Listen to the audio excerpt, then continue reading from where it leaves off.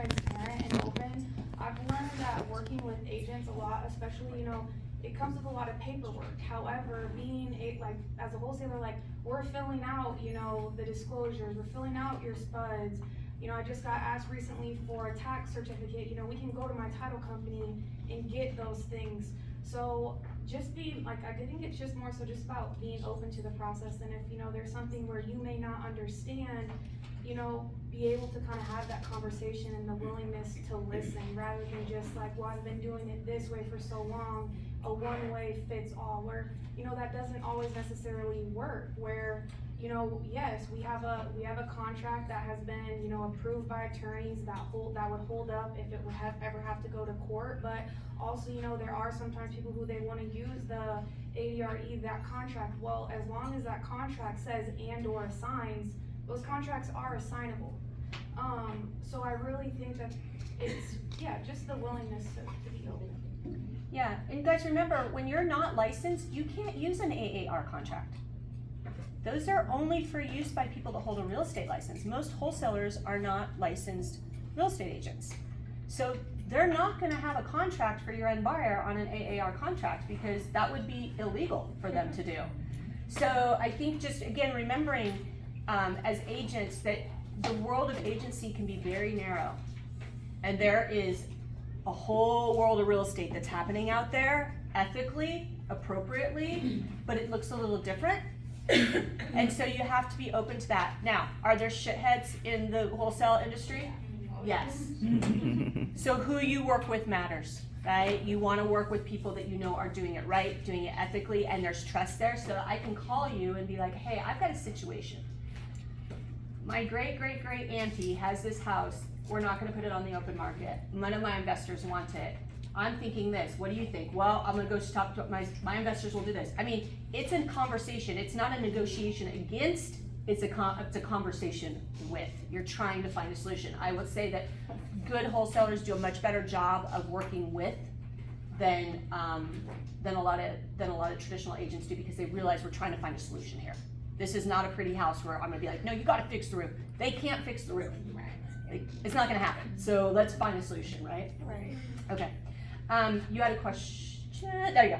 I did. You're sort of answering it, but I am a licensed agent. So if I have a listing agreement with the property, but this property just interest of time, whatever it might be, but the property's not totally distressed. It might not be picture perfect worthy that I would prefer it to be, but there's not the house is falling down. It might not be a horror situation. It's not that. So they're willing to take a discount, but not at these numbers. And I already have a listing agreement that needs to be run through my broker. Are you saying what you've just said in the last few minutes? We're still able to have a conversation through your contracts that doesn't go through my broker, or your contract is now still? I mean, I have to oblige with my brokers what my broker needs. Right. How would you guys like to deal with that situation? Well, for me, and I know we're just solely talking about wholesaling, but there's different avenues that could go. If the house has sat there for a while and maybe the person doesn't want to take a lower number, there's other exits other than wholesaling. So if you had my number, you could call me and say, hey Crystal, this person wants to sell their house, what could we do? Then we could talk about it where you would still get your commission. So it's just having an open mind, and having, I would say as a realtor, you have good, relationships with your clients. So it's just, coming together and talking about those things. Now, for specific brokerages and what you can and cannot do paperwork wise, I mean, I don't know that side, but there's different avenues. Yeah. For us, and I know Jackie and I have done this on multiple deals, we'll work with agents and hey, I have a listing, but we're gonna be taking off market, hasn't been selling. The seller is willing to take a cash offer. She just wants to close in 7 to 10 days. What we do is we could give some sort of commission or referral fee, under the table, I guess you could say, but it doesn't have to include your brokerage. It's all legal, but we're pretty much giving you a referral fee. So the best way to do it is you can do, it'll depend on how your broker wants you to handle it. So you can do you can take it off and do a one-party listing agreement and ask your broker, are you okay with them bringing it in on their own contract? If they're not, and it has to be an AAR contract, then maybe you want to be a dual agent on it, but you're just taking one side commission. Or the other way that you can do it is that you can have your client, this is all gonna be broker specific, right? Be like, hey, I have an offer for you. It's gonna go through this process. Your broker might say, you know what, I want your seller to pay you a retainer fee of X. You got paid, and then you're stepping away, and they're gonna sell it as a FSBO.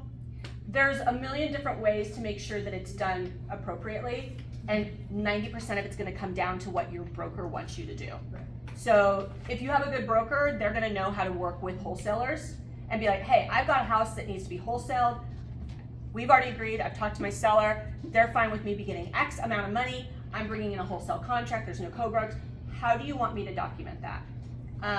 So every broker's gonna have a little different take on that, but those are some of the ways that it can work. The other thing too, on the buy side is, these guys are not offering a co-broke, right? So how do you get paid ethically? You can take a retainer fee or do a buyer broker with your buyer client and say, hey, this is the price, they're gonna come to you at 300, it's gonna be 308 or 309 or 310 or 315 or whatever it is you decide. We're just gonna do it as a buyer broker because there's no co-broke. Just the same way you do with a FSBO, right? You guys have worked with FSBOs, right? Where they're not offering anything, but you're like, hey, I'm doing all the work here. Somebody's paying me. Your buyer can pay me. Now, if you are buying something really deep, then there's gonna be room for you to put that on top, right? Usually my company will pay your commission. So we'll write into our contract, Shireen Dora is entitled to a $10,000 commission at the end of escrow, or at the close of escrow. And so then our title company is the one who then handles making sure that Shireen were to get paid. And if it would need to flow through your brokerage, well, Shireen Dora, we write it in there, EXP broker. EXP broker, is entitled to this, CC, Shireen Dora. Yeah. So again, most brokers, when you're licensed on an AAR contract, we don't put commissions in contracts, right? Mm-hmm. But when you're not using an AAR contract, you can put whatever you want in there because it's a different seal. So there's ways around it. And again, I will just say, in terms of the nitty gritties of how to do it, this is where that really open communication comes with all these ladies and anybody you're working with. Like, how are we gonna do this? Let me go run it through my broker, make sure that we're all good, get their blessing, and then move on down the road. So when you're working with a wholesaler, do you have to only have a cash buyer, or is there the ability to do terms, or? Depends on the deal. So they can do hard money loans or cash. And we have lenders that help us out to educate you on how to get a hard money loan. Yeah. So a lot of and going back, I wanted to go back to the question with realtors, how I explain it and how I try to make the communication with them about wholesaling is that if I give you a property for 200, you guys call it commission, we call it fee. You put your fee on top of that, on top of those 200. So let's say your fee is 5K, but I know that that person has a really good relationship with that client and you want to continue having that good relationship. So you don't want to go 20, 25, 50 on top of that because you want them to come back to you and ask you for another property, the daughter or the friend, whatever. And that's why I'm like, if it was me, I'll put not a small commission, I'll put something that it's okay. It's a 5K or a 10K, right? You sell a property and that's what you get as a realtor. So I would do pretty much the same, but I would put that fee. When the property closes, you get that fee. And you pay it, like, you can sell it, you can get a check, or you can go through title. So it could go different. A lot of people wanna do the side hustle, and like, you know what, I don't want that to show up on my W-2. So that's gonna be my side hustle and get that commission when the property closes. And if you're not licensed, you can work with wholesalers too and you can just get a check, right? It's just when you're licensed that it has to go through your brokerage. I also, I wanted to add to the previous question as well. So I'm not licensed, but when I do work with agents and they kind of want to know the legalities of it, we have licensed agents on our team, like within the wholesale company. So like, I'm like, hey, you know what, let me bring you in so you can understand the legalities and really get like the understanding that we can have the relationship and do the deal together. There's different options, so. Yeah, clear communication is, I think, cause I know that there's so many different terms, and like it could be misconstrued or like, oh, that's illegal, or that's not how it's gonna work. So I think it's just, again, the communication to understand how we could get it done. And anybody that's up here, and there's a bunch more, they're gonna be, like, they understand, like, are you licensed, are you not? Is this for you, is it not? Okay, cause different scenarios, because we have rules in Arizona and across the country, require different ways of doing things, but it's all doable. It's all doable. It's just having the conversation about it and being open-minded. Yeah. And that's for Arizona. I know there's my friend here. Yes. Nay. She does virtual wholesaling, so that gets technical in other states. Yes. So just because it's, well, I think it's still in the kind of the gray area here in Arizona, but it's okay. But if you go to other places like Illinois, Yeah. it's the other place now. There's somewhere back east, I don't Yeah. remember. So there's Technical. changing, so wholesaling, state by state, it's regulated state by state. And so every state is gonna have different rules about if you need to be licensed as a wholesaler, not licensed, what you can do, what you can't do. So that's a really good point. If you're like, oh my gosh, I wanna go pick up a cheap house in Hawaii because I want a vacation home, just know there's different rules there. Or if you're like, hey, I've got a family member, I'm gonna wholesale their house on the Big Island, make sure that you understand what the rules are in that state about what you can and cannot do. If you need to be licensed there, not licensed there, whatever. Yeah. Really good point. What does a typical contract look like on a wholesale contract? Like, how much is the earnest money? Do you have an inspection period? Like, how long to close? Like, just kind of explaining to the room like what that would look like. We don't usually really say if we're doing an EDM unless the seller brings it up. Like if they want it, if they need it, then that's when we have that conversation, and usually we're at 1%. But besides that, it's both of the contracts that I have we didn't put EDM now. It's negotiable. On the seller side, on the buyer side, we're asking for 1% earnest money down.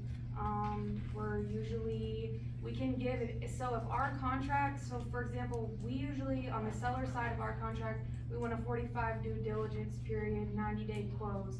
So depending where we are at, on the contract with our sellers, when we have found a buyer, that due diligence period can vary. I mean, sometimes I can give you 2 weeks for due diligence, sometimes I may only be able to give you 5 days.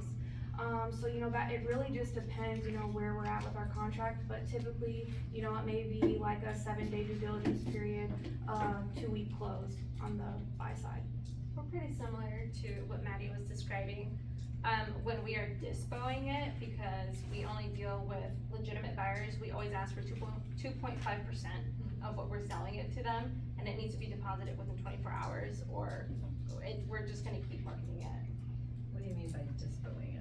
When we're selling it to like a flipper or whatever, we always ask 2.5%, and it has to be deposited right away.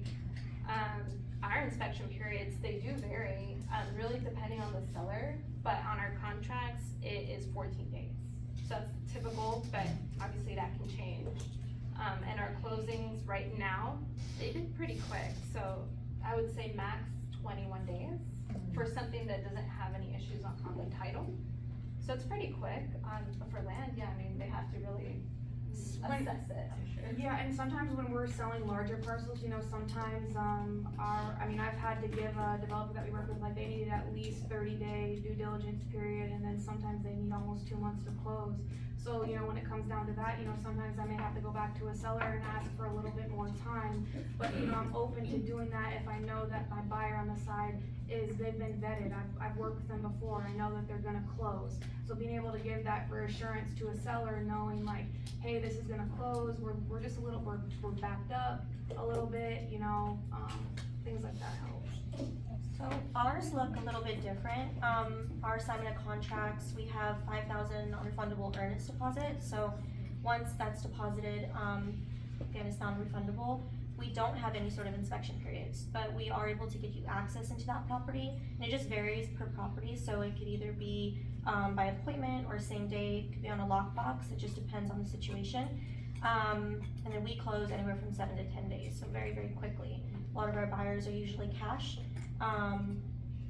Yeah, so So Yeah. ours are a little bit different. So everybody's different. So you can see why it's not in an MLS, right? So this is why it's important to be communicative. And this is why I think there's been a lot of discord between the wholesale community and the real estate community at large, is because everybody was like, well, this is how we do it. And you really have to talk across the lines and be like, okay, what's your process? What did you tell your seller, right? Like, what's the deal with the seller, and can I work within that? So anytime you're dealing with a wholesaler, if you're as a buyer or bringing a property to have them help you move, they call it dispo, move it, sell it, is really about communication. What's your process? How does it work? What does this look like? Who are your buyers? Does this fit your box, right? Etc. Going back to what Annette said, there's properties that maybe the seller says, you know what, I don't wanna to show the property. So there's no access to some of the properties. And the only way that you can see those properties are by the pictures or the videos that are sent on that Dropbox or the Google Drive. So some of the properties may happen that it's like that. So think about that, you guys. Back to that whole, why would somebody sell cheaper? I will sell you this property at 50 cents on the dollar, but nobody's getting in my house, right? That's the exchange. That's the win-win, right? So instead of thinking like, well, screw them. No. That's the wrong way of looking at it, right? This goes back to the whole go-giver thing. Like, what are they trying to accomplish? Why do they need that? Wow, okay, well, I can't get in, but I'm a seasoned investor. I know the risk. I know what's gonna go on. I'll take that risk at 50 cents on the dollar. I'm in. Like, okay, if I find out that I have to like literally burn it to the ground and start over, okay, I got it for 50 cents on the dollar. Is the lot worth that? You know what I mean? Like, this is where becoming more educated works, and that's why I think getting over that thing of like, why are they selling it like that? Well, why can't I get in? Well, why do I have to do this? What did the seller need, and why was that price negotiated that way for that particular situation? That's the win-win for that seller. Does it work for you? Great. If it doesn't, it's not your property, right? Next. To add to that, the majority of our deals, I would say a good percentage, a lot of our buyers are very seasoned, right? And so they will purchase sight unseen, and they'll deposit earnest without even, going to drive by it. They run their number. Like I'll send a property to my buyers that are well seasoned, and I'll send them the deal. They'll run the numbers, and then they'll wire in earnest, and they'll just take it sight unseen. So I think it's just about knowing who you're selling to and stuff like that. Yeah. Every situation is different. It really does vary. Good point. Really good point. Guys, we might have to do a part 2. Let's do like 5 minutes of Q&A, and then if we feel like we haven't done enough, maybe you ladies will come back and we'll do another one, because I think this is really helpful. Okay. What is their names? And Yeah, I feel phone like numbers? Let's go names and phone numbers down the road. There we go. So my name is Annette Cejas, and my phone number is 505, it's New Mexico, 506-0549. That's my personal. You guys can call me, text me anytime. Follow me on Instagram too as well, so I'm pretty active on there. It's gonna be my first name, Annette, with 2 E's and then J-O-O. 2 T's as well? So A-N-N-E-T-T-E-E and then J-O-O. And they're also all in the Facebook group. Okay, so there's a poster for today's meeting that has all of their faces and all their names. So if you're not quite catching it, go in there too, because you can go. But let's go down the list. I'm Crystal Frangos. My number is 520-313-0436. And you can also find me on Instagram at Crystal_Frangos. K or C? With a K. K-R-Y. Frangos? F-R-A-N-G-O. Crystal also does creative finance. So, She's amazing. and she's really good at it, you guys. So those deals where you're like, they won't sell that deep, but we gotta do something, I don't know, or it's free and clear, but I gotta sell it today. Those kinds of things. Call Crystal, We call live me. pretty house. Call me, I might buy it too. I call Crystal too. Okay. I'm Aspen Gilliam. My phone number is 620-253-3565. I work mostly with land, so if you need land deals. What's your number again? 620-253-3565. Maddie Kuhar is my name, and then my phone number is 602-717-6738, and my Instagram is Maddie, MADDIE Kuchar, Kuchar. My name is Jackie. Phone number is 602-517-8943, 602-517-8943. And you can follow me as Radio Jackie, because I also do radio. You also do what? Radio Jackie. Okay, we're gonna do 2 more quick questions, and then I have an ask, because Crystal drove up from Tucson, she and I have to go to a meeting, and then, so we're gonna run out of here pretty quick. When we wrap up, you guys, if you would be so helpful to me today, I normally do this, I don't expect it, if you can put the chairs all back lined up behind the tables, there's like 8, there's 2 per table, and then help us get these chairs back out there. I don't normally like split and run, but today's kind of weird. So if you would help me with that today, I'd be super grateful. And then let's get 2 more questions. And who has questions that they did not get answered? I have like a million questions. Another great. One thing I do want to say to agents is I think this next coming month, year, I think we're gonna be working with wholesalers a lot more. So if we can build that relationship now, I think that's really important for regular agents. But with the non-refundable deposits, or are all of your guys non-refundable deposits correct? So it's just for hours, Is like, there any way out of non-refundable deposits? Not if it's in a contract to be non-refundable, but, I mean, we will let our buyers out if we can't clear title. And it says that if we can't clear title in 60 to 90 days, and if they don't wanna grant an extension, then they get it back. That's literally the only way that they can get it back. for us, like, oh, sorry, I wanted to answer it for you. For us, like, if we were to cancel it, being that there's like title issues, the buyer would get their non-refundable earnings back. So there are, different situations. Just keep your money. Have you ever gotten anything out of contract that you can get dispo? Yeah. Yeah, most definitely. Especially now with how things have changed, a lot of deals have been sitting.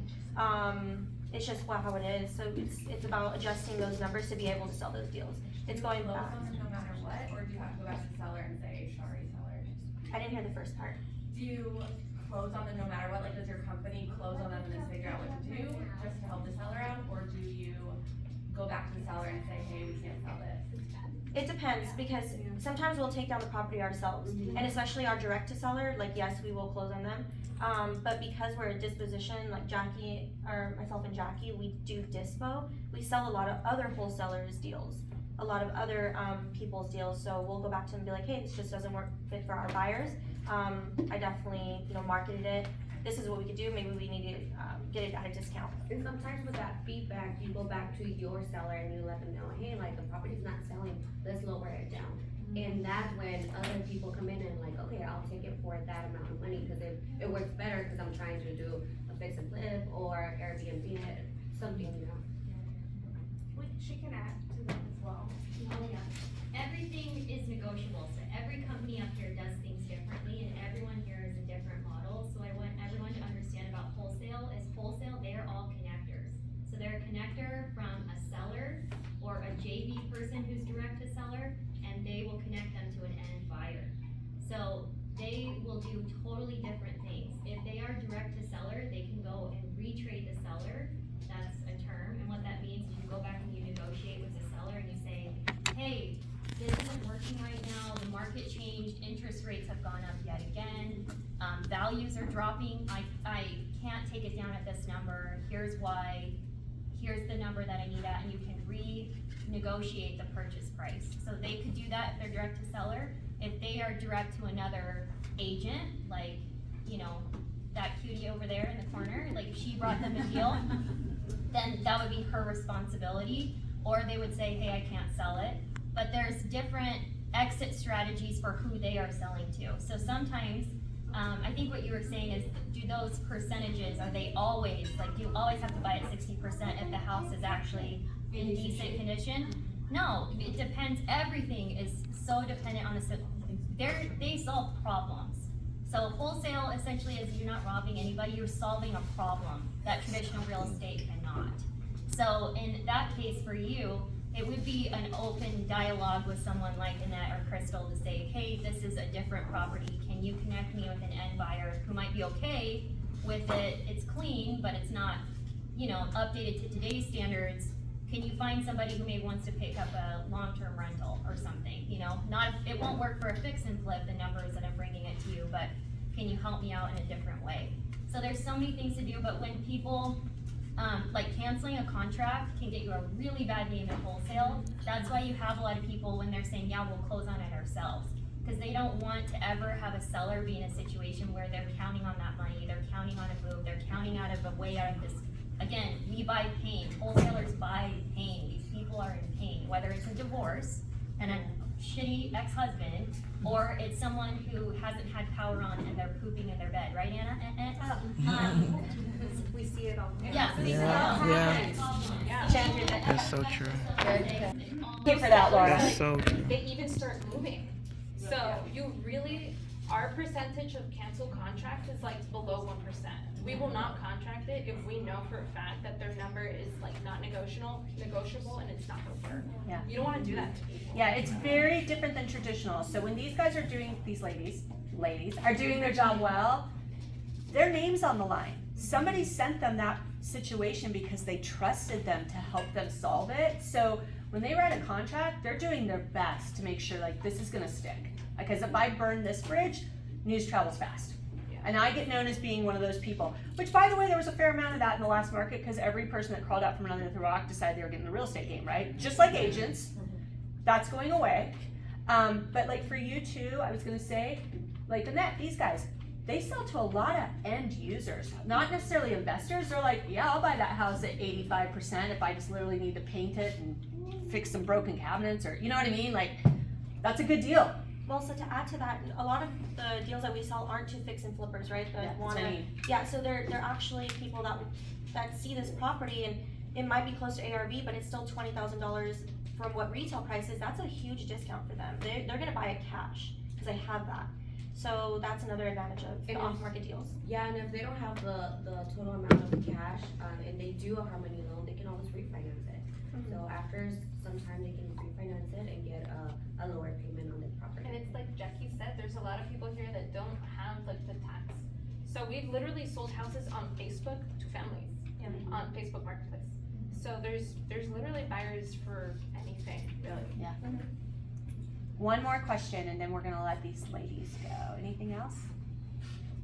Do we know how long it takes for somebody to go from a hard money, or how soon can somebody refinance a property if they buy it like in a hard money, like an end buyer, you know, they're gonna live in this house, but they don't have the cash like what you just said?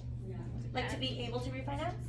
So for us, some scenarios that I've seen, if they're already pre-qualified, then once they get the hard money loan, they can refinance out within the 30 days. Like that quick. That's what I've It's called seen. delayed financing. Yes, but it's not always like that. I mean, So- you gotta qualify, yeah. But they might make like one payment of the hard money loan and then Yeah. refinance and then get that lower payment. But as quick as 30 days is what I've seen. So if you're advising somebody on that and they wanna, if it's an investor, a lot of times investor loans have to season, they call it season for 6 months. If it's for an end user, or even if they're saying they're an end user, talk to your lender and tell them you wanna do delayed financing. And that actually can close much, much quicker. You run a parallel path of putting a loan on it while you're in escrow, even though you're not closing it with that loan. So the term is delayed financing. You can talk to your lender about that. I always recommend to speak to a lender because I'm not a financial advisor at all. It's just what I've seen. So if any buyer asks me like, oh, I have a great hard money lender relationship, like please contact Jacob. That's what I say. Let's thank these ladies so much for